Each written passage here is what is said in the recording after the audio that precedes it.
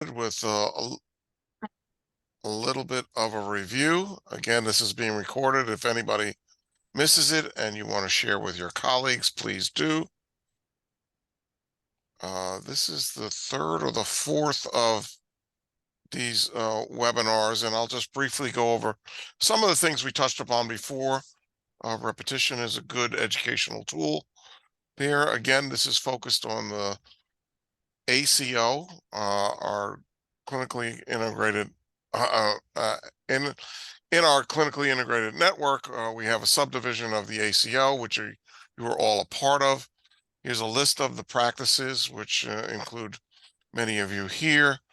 Again, this is your representation on the oversight board, which meets periodically between these meetings and gives us a little bit of overall guidance. A lot of this information is first flushed out with this oversight board with Kevin and the data, and then comes to you. The committees that staff the network are also helping in the ACO: funds flow, group purchasing, credentialing, contracting, quality, and oversight. We welcome anybody who has an interest in joining any of these committees. It helps both the ACO and the network itself. Hot off the presses, this says 2022 because this is what we did in the last performance year, but our 2023 MIPS or quality reports just were submitted. You may know that there was an extension granted because of the Change Healthcare cyber breach that threw a little wrinkle into everything, but those results are in and are a little bit better than last year. HealthyC does help us with our data that comes from CMS. That data comes from claims, and of course those claims are derived from the codes that you submit correctly. Coding is critical, and Kevin will go over that a little bit more with today's presentation. We shared before with you a scatter plot. This kind of, each one of these dots is one of our practices. Of course, we're striving to get everybody over the green line there. And these practices on the bottom, we're working with a little bit more intensely to make sure, again, the coding and the opportunities are optimized. The previous webinar we had to do with churn rate. That's the number of new patients that you have in. So you may have the same overall number of patients in your ACO attribution, but you may lose 10 and gain 10 new ones. That churn can be very disruptive to the practices and to the network as a whole. There, we're striving to get a churn rate of below 5%. Most of the churn is lost due to patients seeing other providers. The more complex patients, just to highlight, as often as you need to see them in the office, you should, and to try to completely capture them in that process. This is by the churn rate by practice, and you can see it kind of varies. Again, we're trying to reach out where there are opportunities for that with you individually. Another one of the webinars had to do with the more complex patients, and this graph you may remember, and again, I encourage you to see the recording before, is each one of your practices, and the tail end or the drop is those critical 5 to 15% of your patients, which are kind of determining the performance of your whole practice, and in turn, the summation of all of these determining our whole network. So there is a critical 5 to 15%. 85% of the patients are being cared for. Actually, all of the patients are being cared for appropriately. The coding and the right sizing of capturing the patient with their expenses, about 5 to 15% have opportunities. We did outline before kind of the main things that are going to get us to success: annual wellness visits, chronic care management, advanced care planning, behavioral health, and transitional care. And again, we're going to focus now in that 5% we talked about: utilization, accurate coding, and the priority patients. So specific patients will be highlighted to you and have been highlighted. The other thing we saw, that the data actually points to laboratory services are an opportunity for savings. The hospitals are eating up a lot of those costs in that, and you can see the big systems in there, including Geisinger, Tower Health, and others. So if you have an opportunity to guide your patient for appropriate testing outside of the big hospitals, that could also help the savings. I'm going to hand it to Kevin now, who's going to address this week's topic, which is the hierarchical coding, or the more complex codes there. Kevin looked at 2022's results versus 2023, which just concluded, and saw some interesting opportunities. Kevin? Yes, Dr. Began, can you advance the slide? Sure. And Kevin, just so you know, that slide was pretty busy, so I actually broke it up into 3 separate slides. So Excellent, excellent, perfect. And I do need to preface every one of my comments today should be taken in the context that all coding should follow MEAT. You know, the standard for making sure that we're recording codes properly, and nothing in my comments should be interpreted to suggest that codes should be recorded if there's not a clinical merit for them. But the data is suggesting that there is a tremendous opportunity within the PACIN environment to capture codes that reflect the total burden of illness on key patients. When we look at, for the same patients, the patients that were attributed in 2023, which means these are the patients that your practices did achieve plurality of care, which means you were delivering more primary care than anybody else. When we compare the data we have from claims in 2022 that CMS gives us to the claims that we have in 2023, which CMS gave us, there were 3,814 HCCs, hierarchical condition categories. That's patient HCC combinations, or roughly 25% of the overall total number, which runs about 15,000 HCCs for your practices. 25% were in 2022, but were not recorded in 2023. And those missing HCCs were not concentrated in a small number of patients. It was spread across 2,193 patients, or roughly 30% of the population. Put bluntly, had all of the HCCs that were coded for these patients in 2022 been recorded in 2023, there would be a substantial increase in the risk scores for 2024, which is the performance year we're in now, because there's a 1-year offset.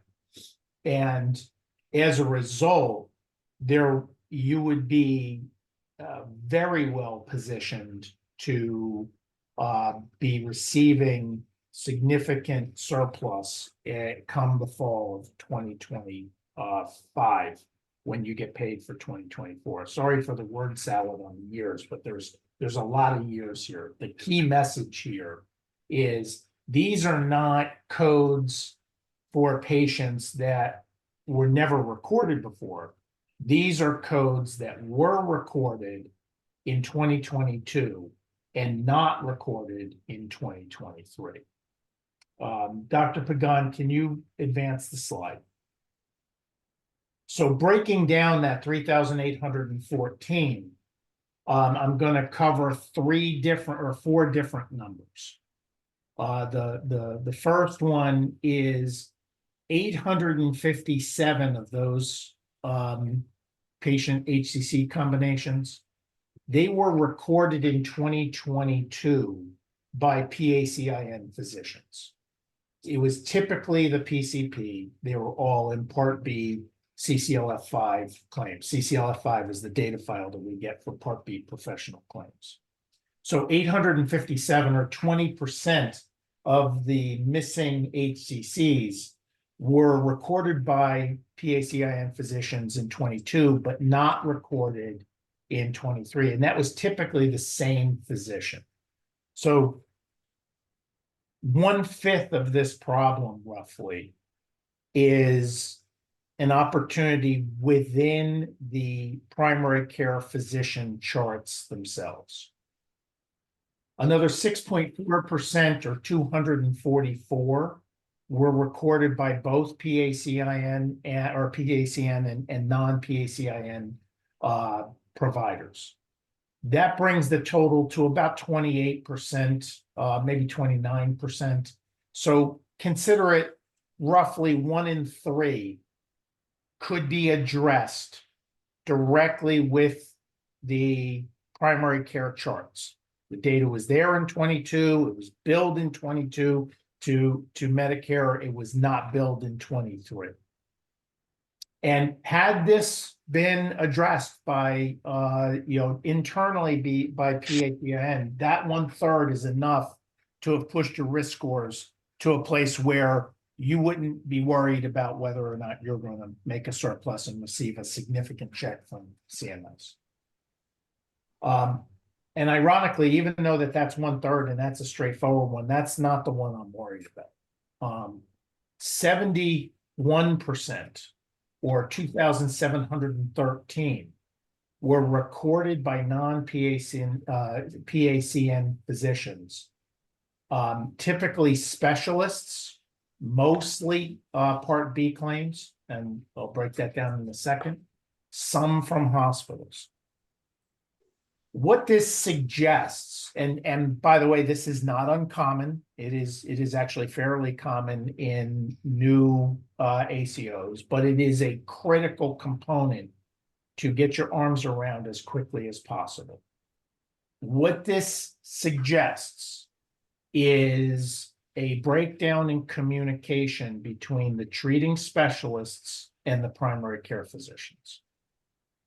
Because what these 71%, or the 2,713, and specifically the 2,044, represent are diagnoses recorded by specialists in 2022 that were not recorded by anybody, specialist or primary care, in 2023, which means, in all likelihood, the result report didn't make it back from the specialist to the primary care in order for the primary care, through the annual wellness visit or through the routine visits, to make sure that they were picking up and recording the diagnoses that the patients were being treated for. And it's important to highlight that most of the HCCs, not all, but most of the HCCs, refer by definition to chronic conditions.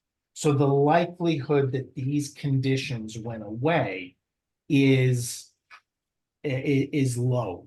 Now, the second, the 669 were from Part A facilities, typically hospitals. There can be a home care, there can be family or FQHCs, but I misspoke. It's not home care, because we do restrict it to hospitals and FQHCs and rural health centers. And there aren't a number of FQHCs and rural health centers, so it's predominantly hospitals.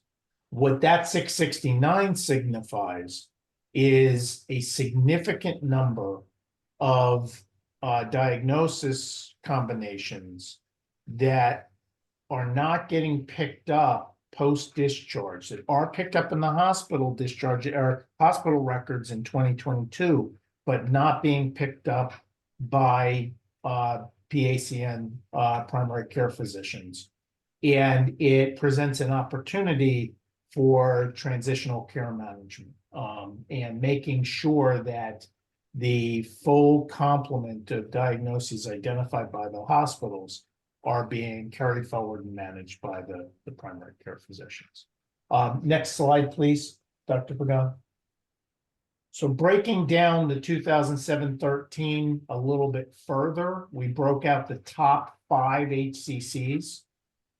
There were 220 patients with HCC 108, which is vascular disease. There were 162 with HCC 135, acute renal failure. There were 140 with HCC 85, which is congestive heart failure. There were 138 with HCC 40, which is rheumatoid arthritis. And there were 99 with HCC 84, cardiorespiratory shock. Now but beneath these HCCs are ICD-10 codes. And so one of the things we need to make sure of is that the ICD-10 codes that the primary care physicians are submitting correspond with the ICD-10 codes that map to the HCCs, presuming that those ICD-10 codes are clinically appropriate, so that when, and I'm going to pick on rheumatoid arthritis, when the specialist records it in 1 year, if the patient comes back for active management and is being followed by the primary care physician, the rheumatoid arthritis is under control, it's still an underlying condition according to meet criteria. And those ICD-10 codes need to be getting submitted. So one of the things that there was in these 5 codes alone, the patients identified here, there is a tremendous opportunity. And anecdotally, although I have not broken this out into a specific exhibit yet, there was a pattern I picked up on my screens as I was working through this of these HCCs corresponding with the practices that were carrying the red dots in the lower left corner. And my working hypothesis is if we can get, because many of those are very good docs delivering very good care, that if we can get the ICD-10 coding aligned and appropriate with meet criteria and confirm that all of the ICD-10 codes are making it through from the doctor recording the ICD-10 through the billing process to CMS and making their way onto the bills, the CMS data, then these numbers can become much, much lower and your risk scores will go up and your reflected clinical performance will improve significantly. So I think I'm going to pause there. That's the end of my prepared remarks. And I'm happy to take any questions. And hopefully this was clear, concise, and something that is actionable, or at least understandable. Thanks, Kevin, and thanks for again the keeping it short and sweet. We do respect your time, and we want these webinars to go for about a half hour over your lunch times so that you can squeeze it in. And again, it's also digestible for recording if you need to catch up at a later time. Happy to take questions now. You can raise your hand. This way we know you're waiting to do a question. You can put a question in the chat if it's easier for you. And of course, you can add a question at any time later on if you want to do that. Kevin mentioned the MEET acronym. I don't want to presuppose everybody knows, but I think you probably do. So something that you're monitoring, you're evaluating, you're assessing, or you're treating. And of course, your documentation should mention that, and then entering that HCC code or that ICD-10 code you've reflected in your work. An alternate that you may have heard too is tamper. It has the same MEAT in there, MEAT, but it also adds a couple other things. So if you're treating, if you're assessing, if you're monitoring or medicating, if you're planning, evaluating, or referring. And I think this referral one is a key one that speaks to what Kevin is talking to. So if a specialist that you've referred your patient to is handling these things, that code that the specialist has entered, and if it's still under an active code and still being cared for, that ongoing referral is also something that you should be able to document in your chart there too. So again, the MEET acronym Kevin was referring to, also tamper, those two things should give you at least a rule of thumb guide there. Now, Kevin had mentioned before, cardiorespiratory shock. Kevin, you didn't mention it, but I would bet the majority of those came from Part A hospital claims there. That was part of the rule out process or the acute presentation. That may not be a current MEET, or, that may be something resolved, but there may be the underlying diagnoses that contributed to cardiorespiratory shock, like CHF, renal failure, or vascular or cardiac disease in there. Dr. Pagan, thank you for calling that out. One of the things that I was remiss and didn't mention is, while we're all type A perfectionists, there is no expectation that the missing HCCs goes to zero, because of exactly what you're talking about. There are a handful of HCCs that are more acute in their definition than they are chronic. But what I can say with confidence is 25% and 30% is way too high. We probably should be down somewhere in the 5 to 10% range, and I've got my rule of 5%. I would be much happier if I was seeing about 5%, and where we could look at this and say, yep, all of these are acute, this makes sense, the situation came and went. But the concept of acute renal failure or CHF or vascular disease, that and rheumatoid arthritis, those start to challenge that it was just an acute episode narrative. So thank you for that one correction.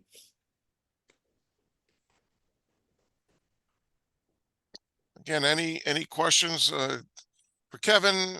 Any general questions we can also field too? If we can't answer this time, we'll try to get back to you. We are coming up on the quarter hour there, a quarter to. Don't want to prolong this, but at the same time, certainly appreciate your time, and if you have any questions, want to address them. I guess in terms of next steps, Wendy, and we can talk about this out loud and also after,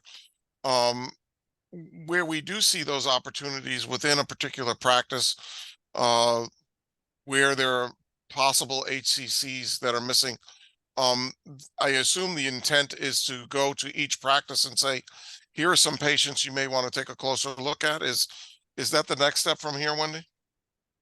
Yes, and some of that has already taken place. I know the team has been fielding questions from some of the practices that that got their list and are questioning some of the codes and where they were first diagnosed, and asking us for more information, which we're digging through our many platforms to try and get those dates and information back to the practices so they can make an educated assessment of where and why that code was used, and is it still relevant. So if you haven't gotten your list, we're working on it, and certainly reach out to your quality director if you have questions.